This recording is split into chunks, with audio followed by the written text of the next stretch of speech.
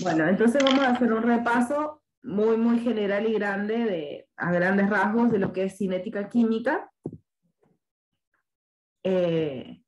Básicamente hablábamos de cinética la otra vez y ahora también lo comparamos en algún momento con la termodinámica. Y te acordás, Lauti, que hemos dicho con respecto a la termodinámica y a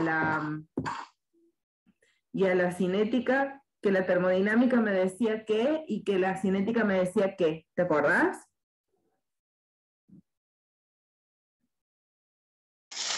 Que la termodinámica no le interesaba el tiempo de velocidad de la reacción. Exactamente. Que nos decía la factibilidad, si se podía hacer o no, y hasta cuánto podía convertirse en una reacción. Mientras que la cinética, ¿de qué hablaba principalmente? De los procesos y de la velocidad. Perfecto, de la velocidad de reacción, perfecto.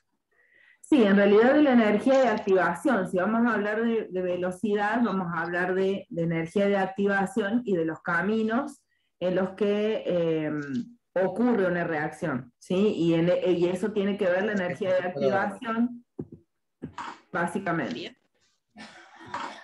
Entonces, lo que decíamos del concepto de velocidad era una cuestión relacionada con el tiempo, y la velocidad es la concentración o la derivada de la concentración de una sustancia con respecto al tiempo. Eso es lo que nos puede decir la velocidad de reacción. Y eso sería, digamos, una gráfica de la concentración en función del tiempo. Entonces, sí, la velocidad de reacción es la derivada de la concentración con respecto al tiempo, entonces es la tangente, ¿sí? Porque sería la derivada de la concentración con respecto al tiempo, sería cada uno de estos puntitos. Si nosotros vamos viendo, por ejemplo, cómo va cambiando acá la concentración de algo que está reaccionando con respecto al tiempo, podemos decir que en esta zona, cuando la derivada de la concentración con respecto al tiempo es igual a cero, ahí hemos llegado al punto de equilibrio, ¿sí? Vamos a elegir acá. Por ejemplo, acá, si yo dijera, acá en esta zona, la derivada de la concentración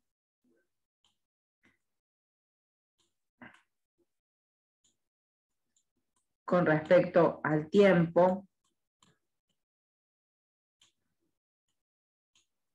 es igual a cero, ¿sí? Entonces, en esta zona podemos decir que es una zona de equilibrio. Y así, de hecho, es la manera en que se define lo que es el equilibrio químico. Bueno, y ahí teníamos, bueno, algunas formas de expresar la velocidad, y esto es importante porque tiene que ver con colocar el coeficiente estequiométrico dividiendo, ¿sí? La velocidad, por ejemplo, de conversión de, en este caso, el ácido bromhídrico, porque es acuoso, por eso es ácido bromhídrico y no bromuro de hidrógeno. El ácido bromhídrico tiene un coeficiente estequiométrico de 2, ¿sí? Ahí. Entonces, cuando nosotros expresemos la velocidad del ácido bromhídrico, vamos a tener que considerar ese 2, ese coeficiente estequiométrico, que va a estar incluido en la reacción, en la ecuación de velocidad, y va a estar dividiendo esto, ¿sí? Entonces eso es un concepto importante para tener en cuenta. Y bueno, básicamente ahí tenemos una reacción estándar, tenemos siempre, fíjate, el coeficiente estequiométrico que va dividiendo. Otra de las cosas que tenemos que tener en cuenta es si es un producto o es un reactivo. Fíjate que acá tenemos los reactivos que tienen un menos acá, ¿sí? Que nos está indicando que esos están desapareciendo, mientras que los productos, si bien digo los productos, tienen acá, bueno, no tienen nada, no tienen un positivo, un más, que sería, digamos, lo que están apareciendo, ¿sí? Un más ahí. Eso es importante de tenerlo en cuenta cuando planteamos la expresión de velocidad.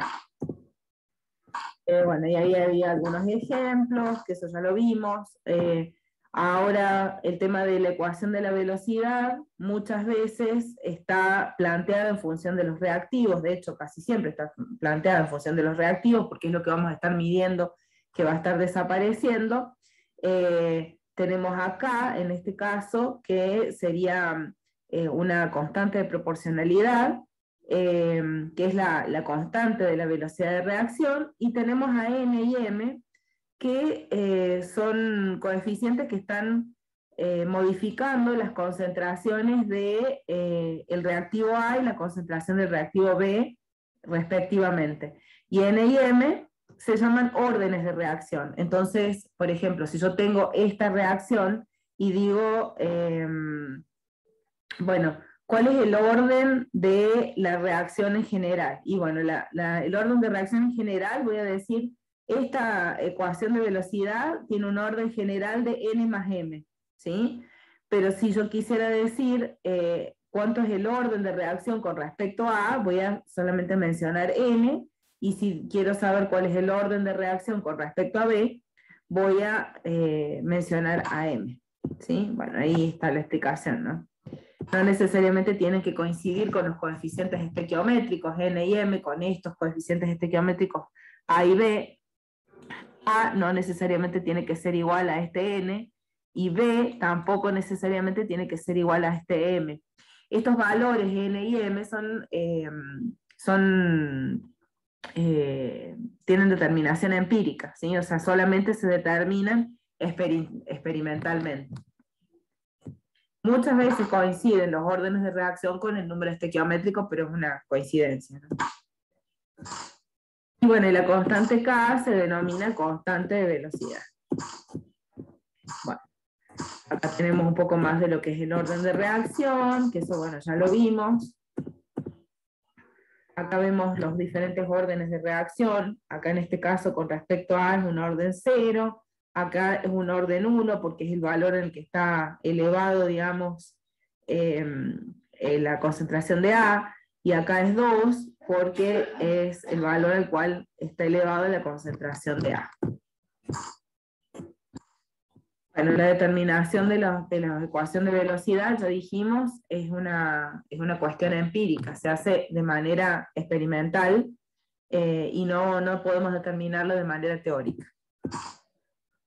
Y ahora vamos a ver lo que son mecanismos de reacción, que es justamente cómo evoluciona una reacción para producir desde sus productos, desde sus reactivos hacia sus productos, en donde aparecen intermedios de reacción, que cuando hacemos una visión global no los consideramos esos intermedios de reacción, pero puede ser que el hidrógeno se vaya disociando de a poquito y se parta en 2 iones de hidrógeno para después reaccionar con el yodo.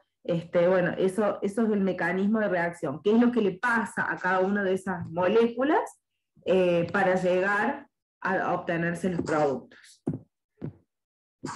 Bueno, y ahí vemos un mecanismo de reacción, que es lo que pasa, digamos, que se forman especies intermedias, como por ejemplo acá, que nosotros después, si sumamos estas dos reacciones intermedias, estas dos reacciones en las que se va produciendo, en las diferentes etapas, ¿no?, en las que se va produciendo esta reacción, el trióxido de nitrógeno es un intermedio de reacción, entonces no se considera, pero perdón, eso no significa que no esté presente.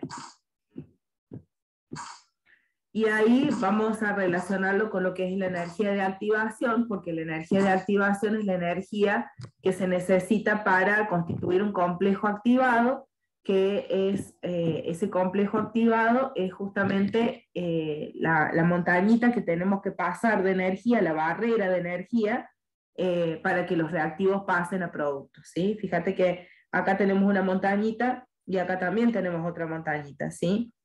Si los reactivos tienen mayor energía que los productos, la reacción es exotérmica porque tiene que liberar cierta cantidad de energía para convertirse, digamos, en producto, y si los reactivos tienen una energía menor que la de los productos, tienen que llegar, digamos, a alcanzar, hay que proveerle energía para que el reactivo se convierta en producto.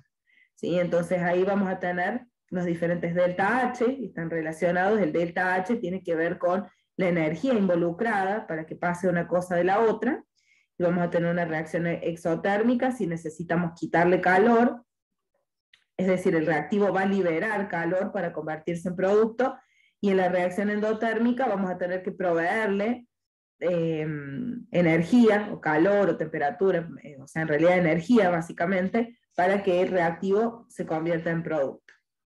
¿Sí? Y bueno, y ahí tenemos las barreras estas, la barrera energética, para que ocurra este complejo activado, es la energía de activación, que nos va a decir cuán difícil es que pase un producto, un reactivo a un producto. Bueno, y ahí tenemos los diferentes factores que afectan la velocidad de la reacción. Bueno, eso ya lo fuimos discutiendo, y si viste el video no lo vamos a repasar ahora.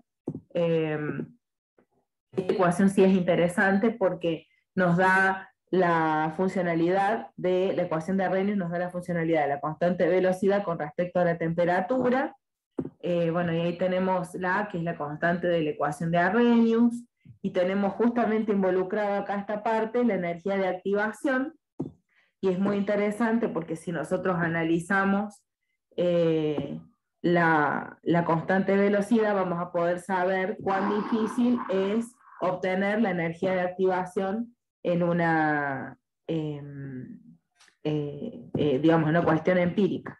Pues podemos, a nivel empírico, calcular K a diferentes temperaturas de una misma ecuación, y bueno, y en base a eso podemos calcular la energía de activación de una reacción. Bueno, y ahí tenemos un ejemplo que yo no sé si vos lo viste, pero bueno, son sencillos. Y en base a esto, el tema de la energía de activación, viene el tema de los catalizadores, que el catalizador lo que hace es modificar el mecanismo de reacción, y por lo tanto modifica esa montañita que es la energía de activación, que no se modifican las constantes de equilibrio, pero que sí se modifica la energía de activación, porque puede llegar a encontrar un caminito diferente, un mecanismo diferente en la reacción para ocurrir, y eso hace que disminuya la energía de activación. Y creo que acá había un gráfico muy interesante en el que, por ejemplo, tenemos un reactivo y tenemos un producto, y la energía de activación disminuye con un catalizador, porque el camino que busca el reactivo para convertirse en producto es diferente. Es decir, el mecanismo es diferente, entonces disminuye la energía de activación.